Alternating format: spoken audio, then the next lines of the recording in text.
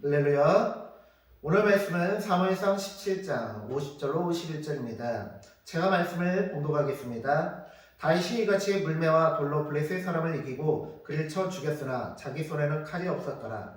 다윗이 달려가서 블레셋 사람을 밟고 그의 칼을 그 칼집에서 빼내어 그 칼로 그를 죽이고 그의 머리를 베니 블레셋 사람들이 자기 용사의 죽음을 보고 도망하는지라. 아멘.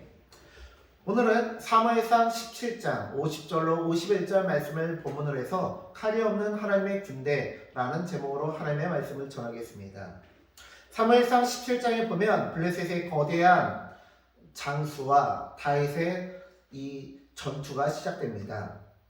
거대한 덩치에 블레셋 사람은 완전 무장을 하였고 자신이 있었습니다. 그렇기에 하나님의 대리자인 다윗을 희롱하다 죽일 생각으로 천천히 걸음을 옮깁니다. 반면 다윗은 하나님의 군대를 멸시하고 조롱했던 골리앗을 도저히 용서할 수 없었습니다. 하나님의 군대를 조롱하는 것은 하나님을 조롱하는 것이기에 다윗은 지체하지 않고 달려갑니다. 이 전쟁은 칼과 창을 의지해서 벌이는 전쟁이 아닙니다. 바로 신들의 전쟁입니다.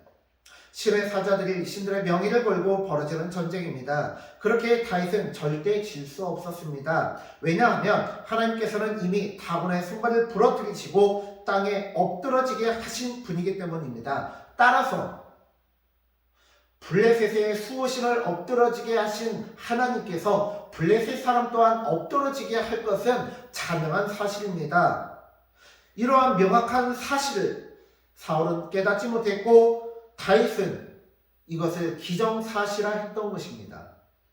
재미있는 사실은 바로 이 블레셋 사람이라는 표현입니다. 저는 성경에서 표현했던 것처럼 오늘 설교에서도 일부러 골리앗이라는 말을 사용하지 않았습니다. 블레셋 사람이라는 호칭을 사용하였습니다. 사울과 대적하고 있을 때는 골리앗의 이름이 2번 언급됩니다. 그러나 다윗의 등장 이후 다윗의 말이나 성경에서도 골리앗이라 하지 않고 블레셋 사람이라고 부릅니다. 왜 그럴까요? 사울은 골리앗을 바라봤던 것입니다.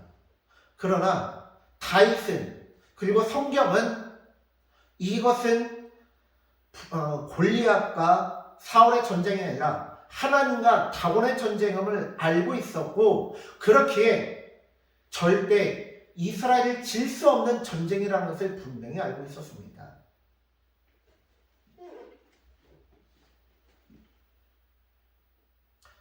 철로의 역정에 보면 존 버년의 이 철로의 역정을 보면요 이런 내용이 나옵니다.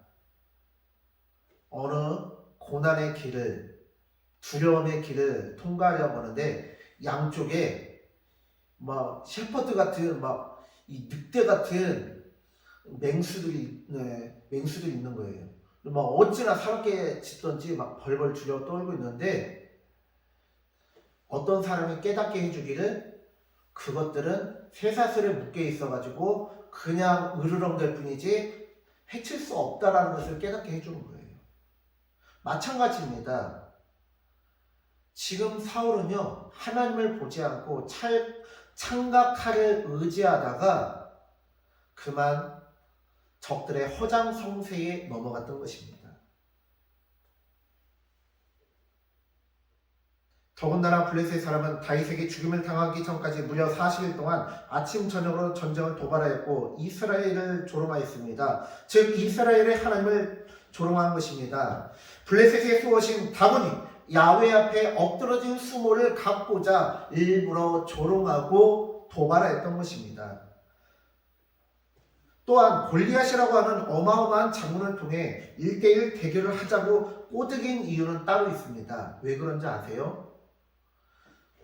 블레셋은요 자기들이 유리하다 싶으면요 앞뒤 가리지 않고 쳐들어왔던 족속입니다. 그런데 골짜기를 마주하고 야 너네 자신 있으면 들어와봐 들어와 이렇게 하는 이유가 뭔지 아세요? 사울이 왕이 된 지 3년이 되는 해에 블레셋 대군이 쳐들어옵니다. 병거만 3만 그리고 마병이 6,000명의 마병이 들어옵니다. 여러분 블레셋 병거는요 보통 병거당 2명 내지 3명의 병사가 그 병거에 탑니다. 그럼 66,000에서 96,000 사이라는 뜻입니다. 또한 또한 블레셋 백성들이요, 모래알같이 수를 헤아릴 수 없는 많은 사람들이 이미 이 전쟁을 이겼다면서 그냥 노략질 할 생각으로 정예 부대가 쳐부수면 우리는 노략질 해야지 하면서 따라왔어요. 그 수가 어마어마했다는 거예요. 그러면 백성들과 정예군의 수를 따져보면요, 최소 20만 명에서 30만 명이라는 30만 명의 차이가 있다는 뜻입니다. 그런데 사울 왕과 그들을 따르는 그 백성들은요, 사울 왕의 정예 부대 3,000명, 그리고 그들을 따르는 백성 600명밖에 없었습니다. 왜요? 다 도망갔어요, 백성들이. 원래 전쟁이 터졌다, 백성들이 모여라 하면 수십만 명이 모여야 정상이거든요. 근데 다 흩어졌어요. 그런데요, 그 전쟁은 하나님께서 계획하셨고, 하나님께서 이기게 하셨고, 하나님께서 거의 100대 1의 싸움, 최소로 잡아도 60대 1의 싸움입니다. 100대 1의 싸움을 이기게 하셨어요. 그런데 이 모질 사울은요, 그럼에도 불구하고 골리앗이라고 하는 사람 한 사람한테 쫄아가지고, 등치 이만하다고 해서 그 사람한테 쫄아가지고는 아무것도 못하는 거예요.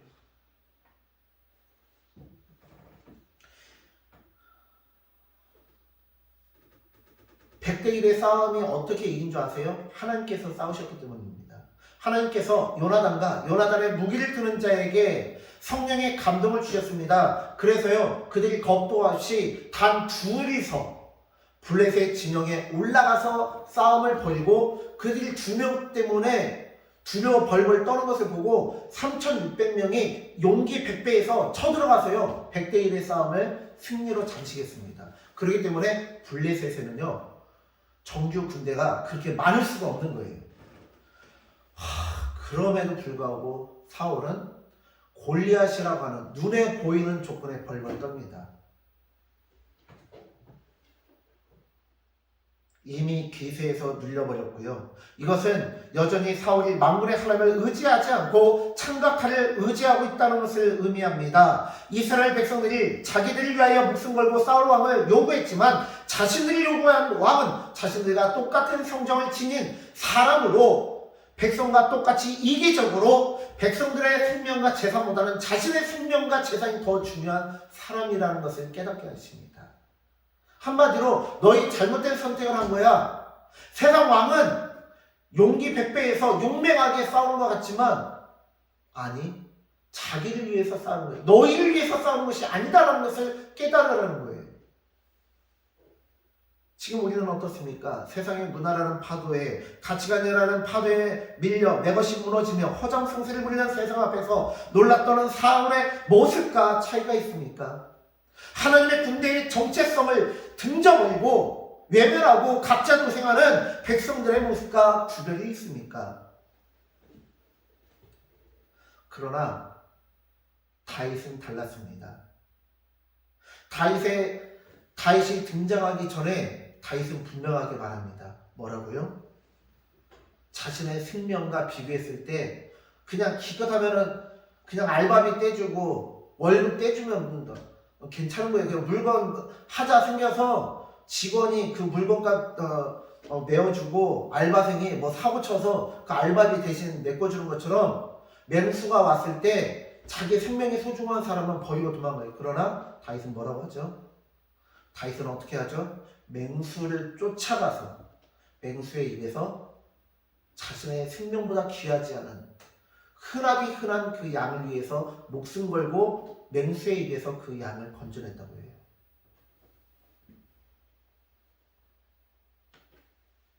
이것은 무엇을 알려주고 있습니까? 하나님만이 이스라엘의 진정한 왕이시고 여호와만이 이스라엘을 위해서 목숨을 걸고 싸워주시는 분이며, 하나님의 사람인 다윗은 하나님의 마음을 가지고 이스라엘을 위해서 목숨 걸고 싸우는 존재라는 뜻입니다. 왜요? 하나님의 마음이 있기 때문에, 하나님의 감동하심이 있기 때문에 다윗은 자신의 목숨을 초계와 같이 버릴 수 있었다라는 뜻입니다. 그러므로 블레셋 사람과 다윗의 대결은요, 신과 신의 대결이자 동시에 자신들의 안위를 위해 인간 왕을 원했던 이스라엘 백성들은 잘못된 선택을 했다는 것을 분명히 깨닫게 해주는 것입니다. 정확하게 알려주는 말씀입니다. 따라서 자기 손에 칼이 없었더라는 말씀은 필요없는 말씀이 아닙니다. 마치 영화나 책에 보면요, 숨은 그림 찾기처럼 숨은 메시지나 교훈, 소품, 인물들을 이스터 에그, 즉 부활절 계란이라고 부릅니다. 이 유래는요, 이스터 에그, 즉 부활절 계란을 나눠주던 일부 크리스천 중에 장난기 있는 사람들이요, 날계란을 나눠준 거예요.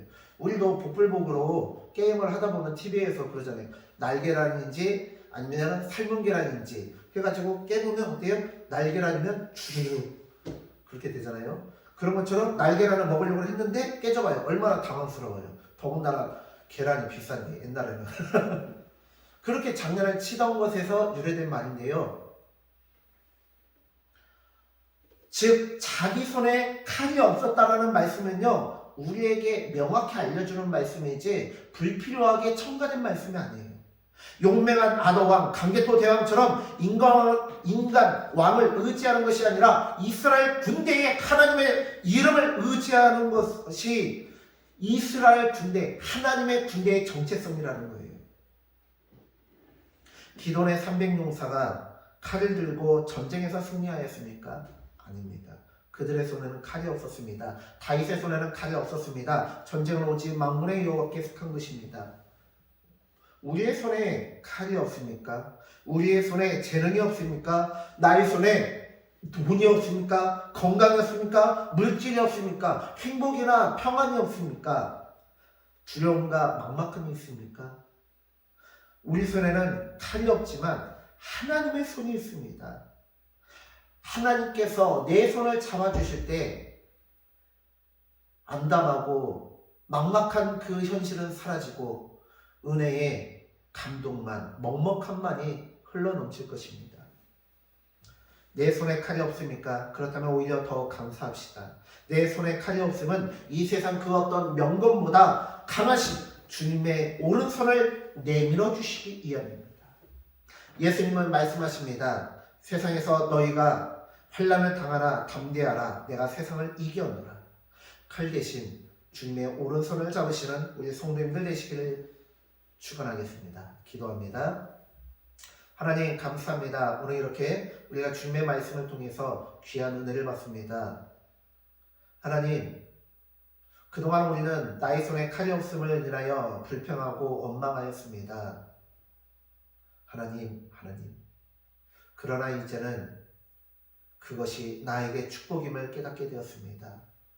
나의 손에 칼이 없지만 하나님께서 나를 멸시하시고 귀하게 여기지 않는 것이 아니라 귀하게 여기시기에 베풀어 주시는 은혜임을 기억합니다. 하나님 역사하여 주시옵소서. 나의 손을 붙잡아 주시옵소서. 감사드리며 예수님의 이름으로 기도드렸습니다. 아멘. 사랑하는 성도님들, 오늘 하루도 나의 손에 칼이 없음으로 인하여 하나님께 영광 올려드리고 주님의 오른손을 붙잡고 나아가시는 우리 귀한 성도님들 되어주시기를 간절히 축원합니다. 샬롬.